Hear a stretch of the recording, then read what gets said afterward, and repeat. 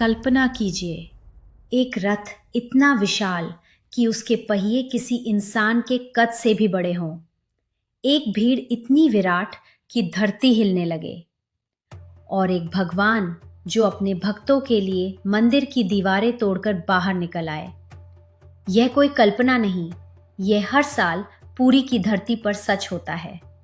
नमस्कार, मैं हूं मोनाली और आप देख रहे हैं सनातन सिंप्लीफाइड बाय मोनाली, जहां हम सनातन धर्म की गहराइयों को सरल भाषा में पर पूरी सच्चाई के साथ आपके सामने लाते हैं।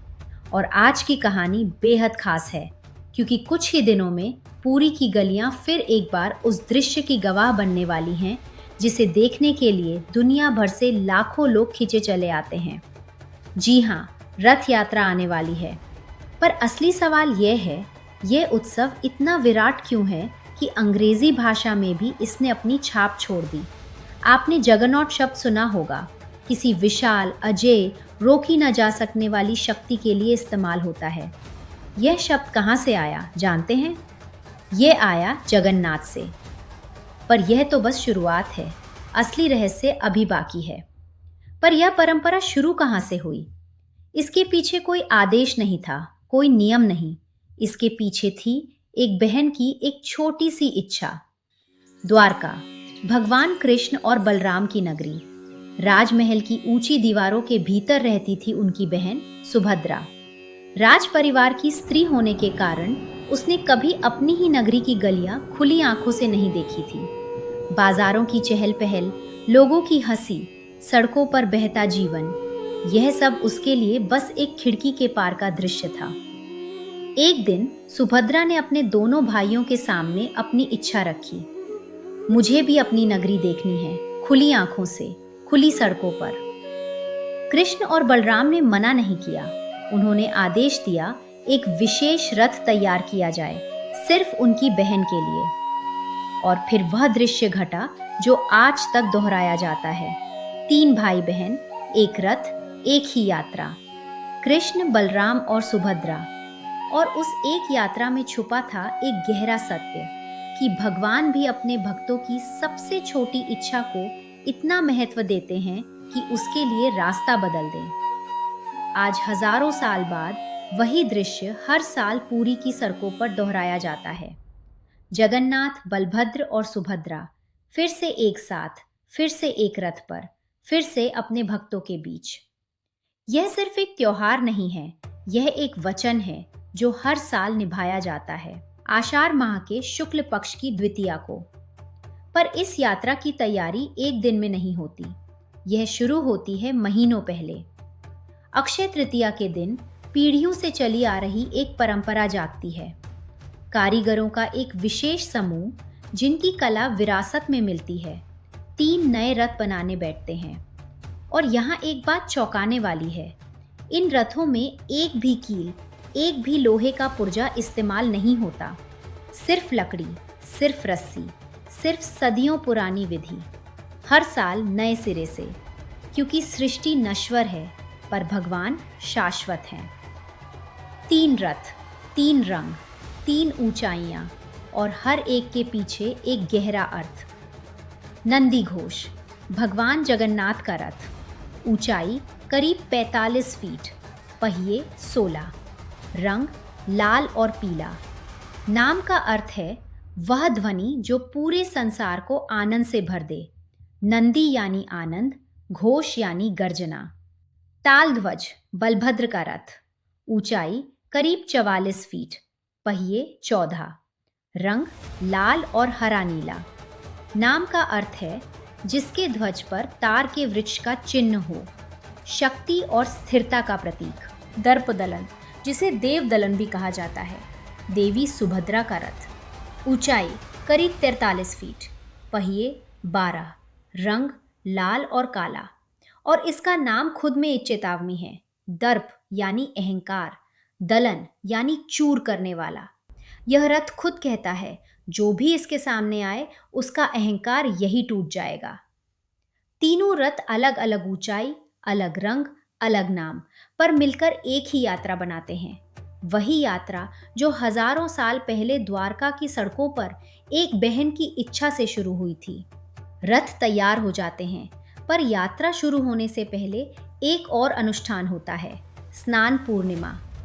देवताओं को 108 पवित्र कलशों के जल से स्नान कराया जाता है और इसके ठीक बाद कुछ अजीब होता है। मंदिर के कपाट बंद हो जाते हैं, भगवान बीमार पड़ जाते हैं। 15 दिनों तक कोई दर्शन नहीं, कोई आवाज नहीं, सन्नाटा। इसे कहते हैं अनासर। इस रहस्य के पीछे की पूरी कहानी हमने पहले ही एक अलग वीडियो में विस्तार से बताई है, ऊपर लिंक में देखिए। पर आज बस इतना जानिए, 15 दिन का यह मौन भक्तों के लिए सबसे लंबा इंतजार होता है। और फिर वह पल आता है जब मौन टूटता है। यह कोई शांत जुलूस नहीं है, यह पहंदी विजय है और यह एक युद्ध जैसा दृश्य है। भगवान की विशाल मूर्तियां, भारी, ऊंची, असंतुलित, मंदिर के सेवकों के कंधों पर उठाई जाती हैं। कोई मशीन नहीं, कोई सहारा नहीं, सिर्फ इंसानी कंधे और अटूट श्रद्धा। मूर्तियां झूमती हैं, डगमगाती हैं, मानो नाच रही हों, और हर झूले के साथ हजारों की भीड़ सांस रोक लेती है। सेवक चिल्लाते हैं, धक्का लगाते हैं, संतुलन बनाए रखने के लिए अपनी पूरी ताकत झोंक देते हैं। यह अफरा तफरी नहीं, यह नियंत्रित भक्ति है। इतनी बड़ी मूर्ति, इतनी भीड़, इतना दबाव, और फिर भी हर साल बिना किसी हादसे के भगवान अपने रथ तक पहुंच जाते हैं। भक्त मानते हैं यह डगमगाना कोई गलती नहीं, यह खुद भगवान का अपने भक्तों के साथ नाचना है। और अब वह दृश्य आता है जो हर साल पूरी दुनिया को चौंका देता है। गजपति महाराज, पुरी के राजा, जिनके नाम पर आज भी शाही उपाधि है, अपनी पूरी राजसी सज धज के साथ रथ के सामने आते हैं। पर फिर वे अपने राजसी वस्त्र, अपने आभूषण उतार देते हैं, अपने हाथ में उठाते हैं एक सोने की झाड़ू और झुक जाते हैं रथ के सामने जमीन पर। राजा अपने ही हाथों से रथ का मार्ग साफ करते हैं, चंदन जल छिड़कते हैं, जैसे कोई सामान्य सेवक हो, राजा नहीं। सोचिए, जिस राजा के आगे पूरा राज्य झुकता है, वह खुद झुक जाता है। क्यों? क्योंकि छेरा पहरा का संदेश एक ही है, भगवान के सामने कोई राजा नहीं होता, कोई रंक नहीं होता, सिर्फ भक्त होते हैं।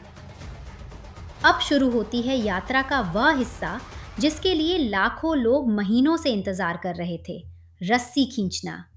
यह कोई साधारण रस्सी नहीं है, यह मोटी, भारी और इतनी लंबी होती है कि हजारों हाथ एक साथ इसे थाम सकें।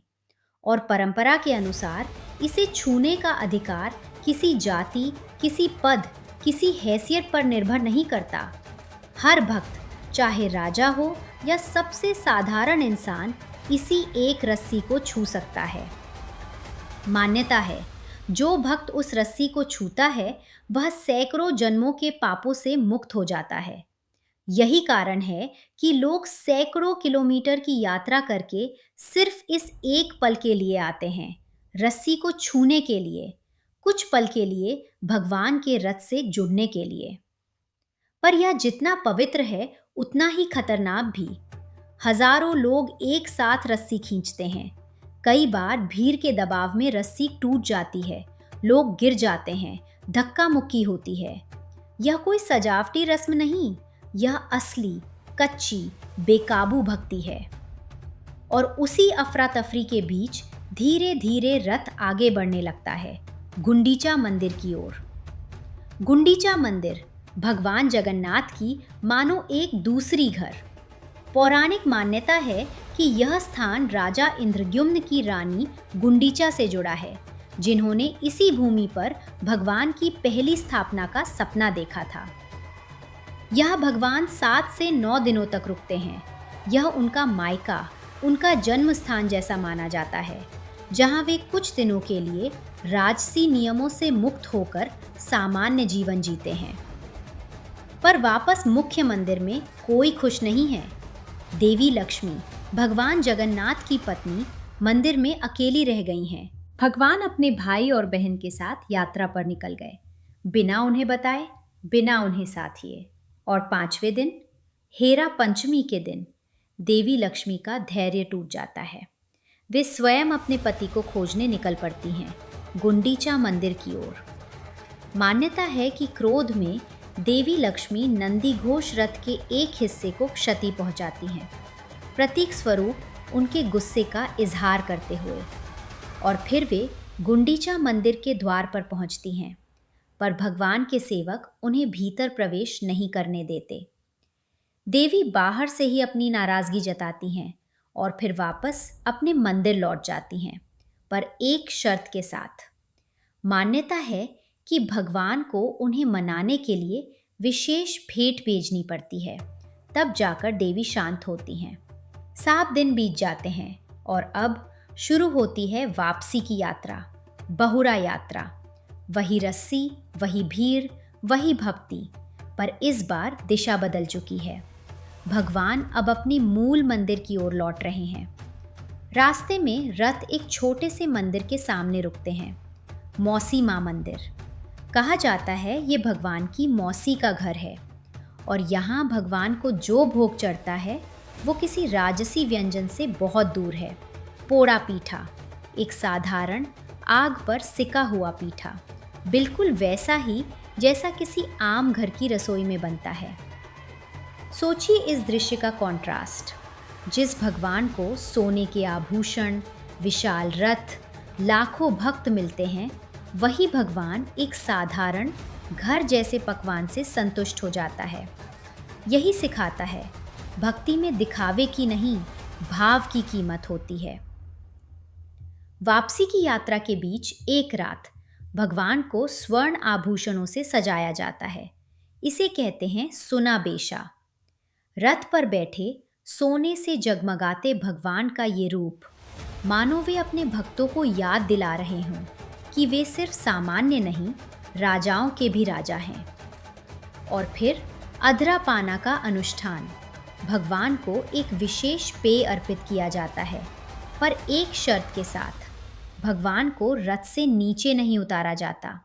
भोग उन्हीं की ऊंचाई पर, रथ के मंच पर ही अर्पित होता है, विशाल मिट्टी के घड़ों में। अब यात्रा अपने अंतिम पड़ाव पर है, नीलाद्रि विजय। भगवान अपने गर्भगृह में लौटने वाले हैं। पर पूरी यात्रा में एक रहस्य है जिसे विज्ञान आज तक ठीक से नहीं समझा पाया। मान्यता है ये रथ इतने विशाल आकार का होते हुए भी सिर्फ इंसानी ताकत से नहीं चलता। कई बार देखा गया है, हजारों हाथ पूरी ताकत लगाकर रस्सी खींचते हैं और रथ 1 इंच भी नहीं हिलता। और फिर बिना किसी चेतावनी के, जैसे किसी अदृश्य इच्छा से, रथ खुद ब खुद आगे बढ़ने लगता है। भक्त कहते हैं रथ तभी चलता है जब स्वयं भगवान जगन्नाथ चाहते हैं। न इंसानी ताकत उसे रोक सकती है, न इंसानी ताकत उसे चला सकती है। ये उनकी इच्छा है और सिर्फ उनकी इच्छा है। और शायद यही इस पूरी यात्रा का सबसे गहरा सत्य है। एक भगवान जो चाहे तो सिंहासन पर बैठे रह सकते हैं, मंदिर के भीतर, सुरक्षित, दूर, पर वे हर साल बाहर आते हैं अपनी इच्छा से, अपने भक्तों के लिए। क्योंकि जगन्नाथ अपने भक्तों के मंदिर तक पहुंचने का इंतजार नहीं करते, वे खुद चलकर उनके पास आते हैं। अगर ये कथा आपके हृदय को छू गई हो तो इसे लाइक करें, चैनल को सब्सक्राइब करें और कमेंट्स में जय जगन्नाथ लिखकर अपनी श्रद्धा व्यक्त करें। मिलते हैं अगली कथा में। जय जगन्नाथ।